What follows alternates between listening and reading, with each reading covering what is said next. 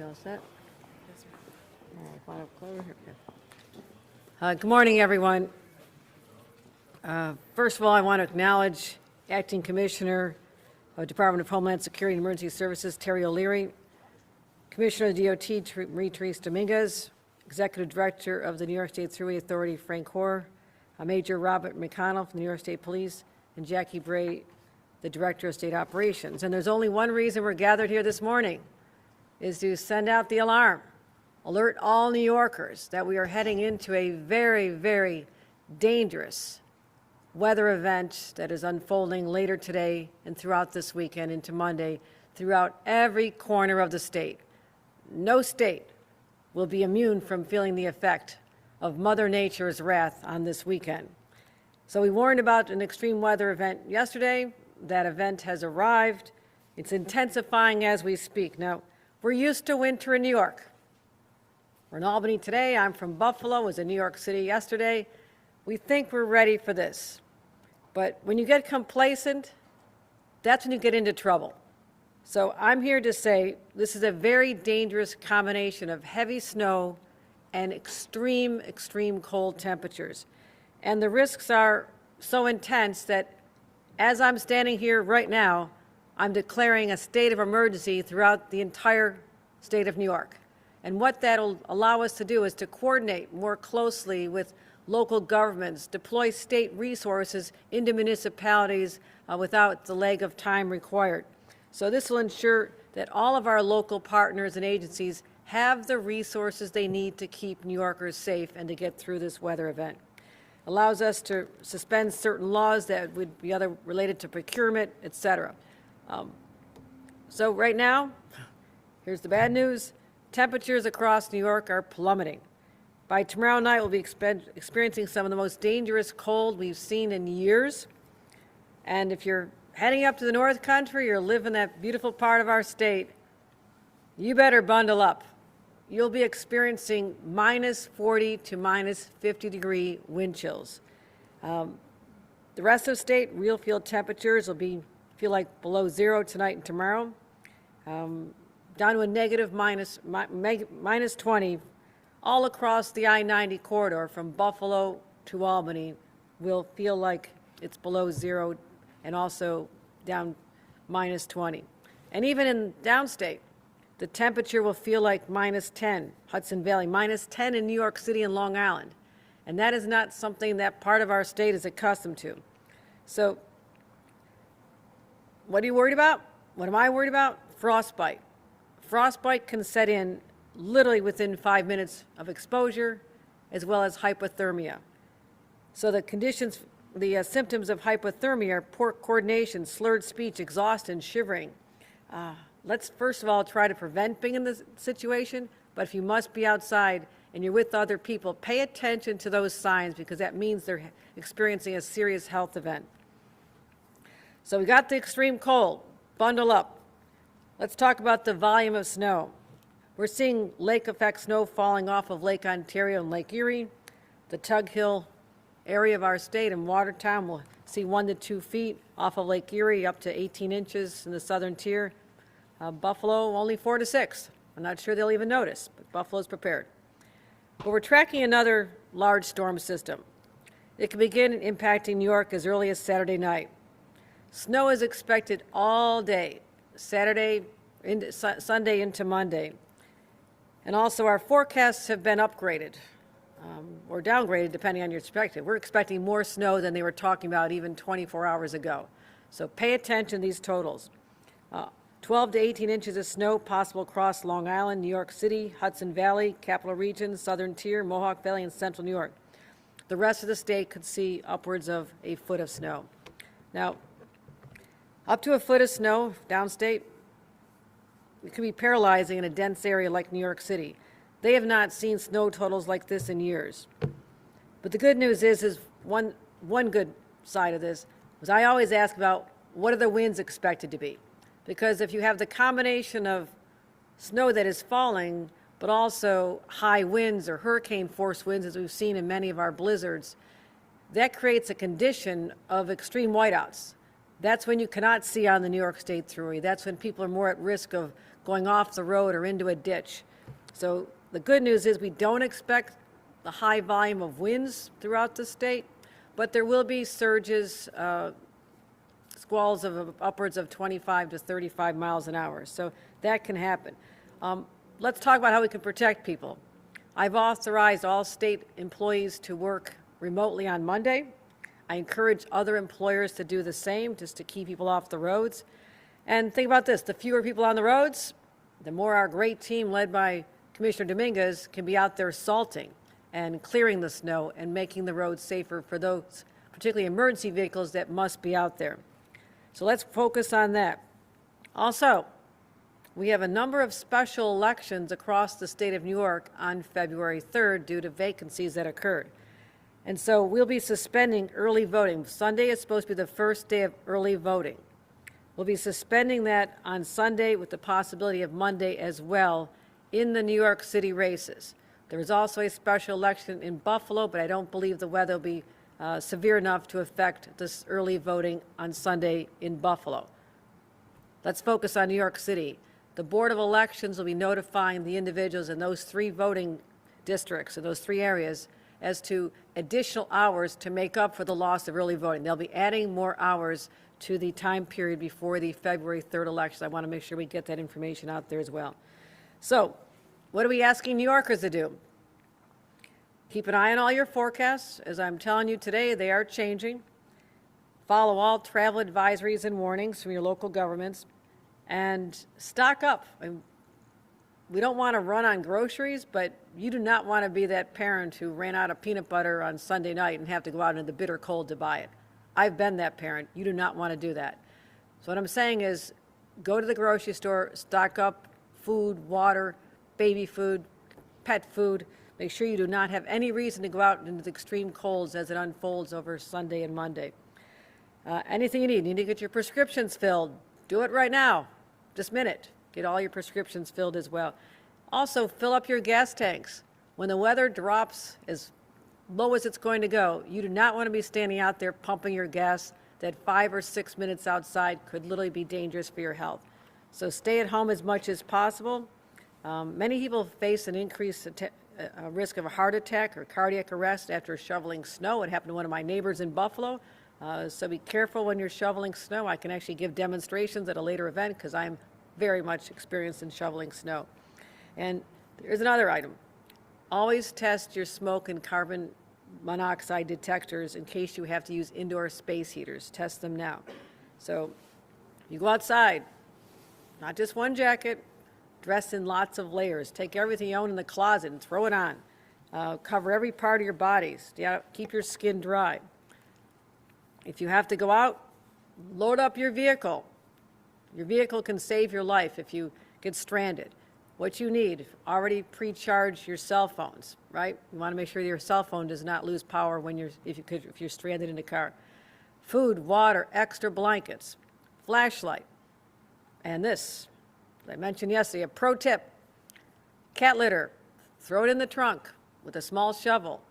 If you go off the road, you need the traction, you throw it on the snow, allows your vehicles to get the tractions, and you might be able to save yourself out of a ditch. I speak from experience. And make sure your home is ready as well. Protect your pipes from freezing. Use space heaters and fireplaces safely. Another pro tip, take your towels from the bathroom, roll them up, stick them in front of the doors, stop the wind from blowing in. And if you want to do this, I did it, go out and buy those plastic sheets that you hang on the windows with your blow dryer. They work pretty well to keep the wind from the drafts from coming in and also insulate you a little bit better. Do not use generators, grills, or camp stoves indoors. So if power goes out, your house is freezing, you should gather everybody in the family in as small of an area as possible, preferably no windows or protect your windows. Just stay together. Bring all the pets, everybody together for the time being because the warmth of other human beings can literally help you warm up the other individuals. And so it's kind of a cozy setting, but if it gets that bad, you want to keep your family safe and alive. Check on your elderly neighbors. Keep an eye on those pets. I've had to chase dogs in blizzards. It's not fun. So keep an eye on your pets. This would be the day if they're used to running around, you might want to put them on a leash to keep an eye on them. So this we're asking you to do, New Yorkers. Be ready and know that I know you're tough. I know you can handle this. I know you're not worried. But let's just get through this weekend safely and live to tell the stories about it afterward. But let's tell you what the state of New York is prepared to do, because this is not an exercise for us. We do this all the time. We are ready.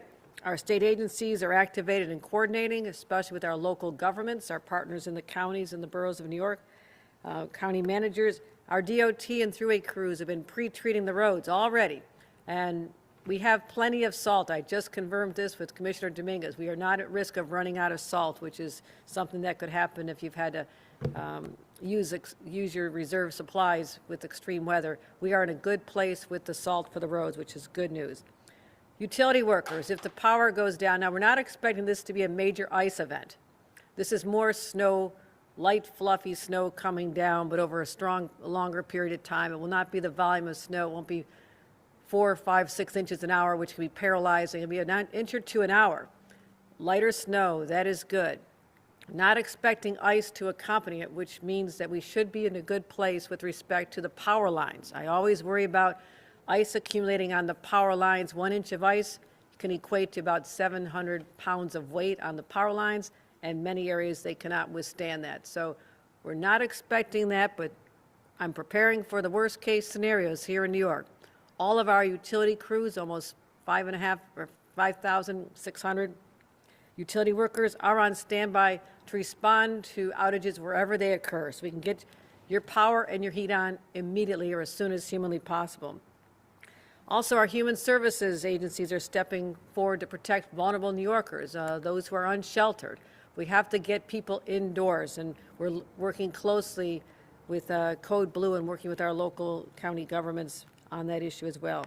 Also, for transportation downstate, I have Jana Lieber right now doing a briefing on our plans to protect the subway system and transportation for New York City, New Yorkers downstate with the mayor very shortly. I just spoke to the mayor minutes ago, the mayor of New York City, let him know that we have a governor who's from Buffalo, and he wants any tips to give me a call, and I give him some of them, and he's ready to go. We're work very closely to coordinating, and again, our state of emergency that is now in effect allows us to literally go into the streets of New York if they call and need our assistance with plowing or whatever they may need, in any city that needs help. We were just in Buffalo last weekend, I believe, providing this kind of mutual aid, which I think is so important. So we'll be hearing about that shortly. So MTA is going to do everything in their power to minimize disruptions, but New Yorkers should keep an eye on real-time updates. If the tracks are not cleared, we're not going to let any train go down unless we know it's safe. So we're already seeing some flight cancellations, so check in before you go to the airports as well. And as far as our actual resources, when I said we have DOT equipment and staff, I mean, we have 1,600 large plows, 149 medium plows. We got plows everywhere, snow blowers, thruway equipment, 345 large and medium duty plows everywhere, and 114,000 tons of salt on hand. It's a lot of salt. Good. Lastly, know that my team has already been doing this, but we're going to keep monitoring this storm throughout the days and nights ahead. We'll continue to update New Yorkers on exactly what we know when we know it, because my #1 priority is keeping you and your families safe.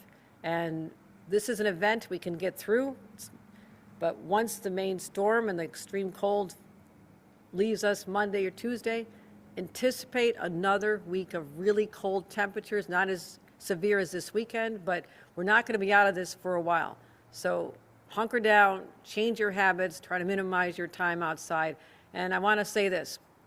I am so grateful to all the workers who have to be outdoors, whether they're working at the DOT or the Thruway Authority or the first responders who are out there doing everything they can to protect us, the nurses and healthcare personnel who have to keep showing up at their jobs. Let them know we appreciate them. Not everybody has the luxury of camping out, and not that they be watching any football this weekend, I will not be, but those who want to watch football or do whatever they're going to be doing this weekend is a gift. Stay warm, stay safe, but let's always be grateful for those who are literally putting themselves out there in extreme temperatures to keep the rest of us safe. So with that, I'll turn it over to Acting Commissioner Terry O'Leary for further updates. Thank you, Governor. To reiterate what the Governor said, the state is prepared for this event. As part of that, in furtherance of the state of emergency, we have activated the State Emergency Operations Center starting on Saturday night. We anticipate it will be active through Monday. We've been in touch with our county and local partners about their needs, and we will also be helping staff their emergency operations centers as they open up. The Governor mentioned the temperatures will activate code blue across the state. What we will see is localities and counties enhancing their shelter services. We also will be tracking warming centers as they open up. If you do experience power outages and have cold and need a warming center, we encourage you to call 211 to find the warming center in your locality. We've been preparing for this for a while, going back a year and a half when the Governor charged us with working with localities for preparations. And as part of that, OEM, our partners at DOT, Thruway, State Police, and other state agencies have done winter tabletops with all counties throughout the state so that we know we're prepared and who we're dealing with. Prepare yourself. Please stay inside for the next couple of days if you can. And after that, during the snow, please stay off the roads. If you're on the roads, please do not crowd the plows. Let these snow fighters do their job in clearing the roads. And if you see the state police or other law enforcement assisting stranded motorists, please obey the move over law and give them space to do their job when they are outside. With that, I'd like to thank the Governor for her support for all of the first responders in the state, as well as our local first responders. And Governor, I'll turn it back to you. Thank you. Again, for updates, if you're looking for updates, text 333-111 with your county or borough name to receive the latest emergency updates from New York State. So that's one way to really stay on top of this unfolding storm. Kara?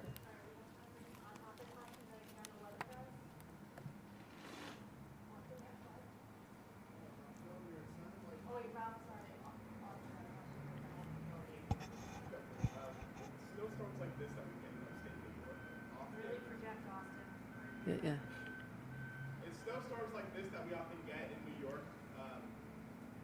the sidewalks don't get cleared because property owners either don't care about shoveling the sidewalks or there's some properties that don't really have anyone taking care of it. So going forward, is that something that you'd like to see, I guess, legislation on to make sure that people can walk safely when we get extreme weather like this? My understanding is that many localities have requirements that property owners keep the sidewalks clear, and that's a matter for local enforcement. But if I'm okay, so we're happy to remind local enforcement, law enforcement, that this is an important part of keeping people safe, whether it's a private owner. And this is, again, in Buffalo, in my hometown, people always went out and volunteered to do neighbors' homes. I was shoveling my next door neighbors' homes all the time, and they did the same for us. So, but businesses are required to do this under local ordinances. Yes, Governor, you mentioned that Buffalo's not going to be that bad. They could be all Western New York is basically going to be the same. Those 7, 8 counties out there, or is something? No, the snowfall will vary, as you know, from the southern tier part of it down to Chautauqua Ridge. I think possibly 18 inches there. We're expecting maybe 6 to 12 in the south towns, and was it 4 to 6 in Buffalo in the city proper? So yes, as always, there's a variance between the counties. But again, focusing our concerns on where the population areas are. Buffalo, unlike what they've already had to endure a lot of this year, is pretty extreme weather when the rest of the state was not affected. Buffalo will not be getting the brunt of this, 4 to 6 inches in the city, but upwards of 18 inches in the Chautauqua Ridge.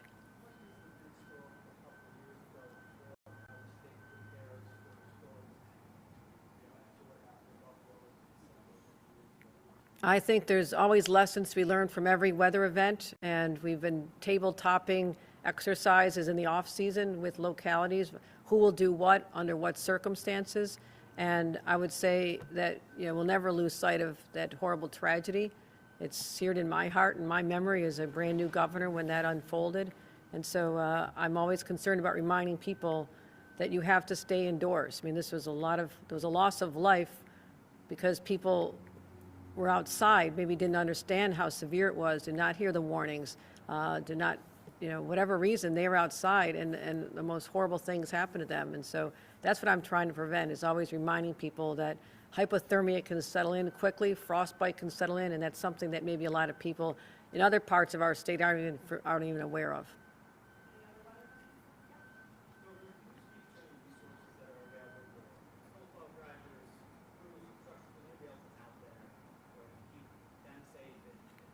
You want to address that, Susan? I'll let Commissioner Dominguez answer that. So we have a really robust approach to plowing snow, right? You're here in one of our residencies. Not only do we have crews that are out that are well trained, they also know what to do in an emergency situation. So we try to make sure, one, that they've got all the materials, the resources, the communication capability. If they get stranded for whatever reason, which very rarely happens, that we've got eyes, tow equipment, whatever to get to them immediately. But the bottom line is they're very well equipped. They've got all of their necessary hard hats, snow gear. It takes everything to make sure that it all happens. And then we try to make sure that, even though we're working 24/7, that they get proper rest and are cared for, to make sure that they're making our roads as safe as possible for everybody to get out there. So we want to take care of them as well. Great. Thank you, everybody. All right.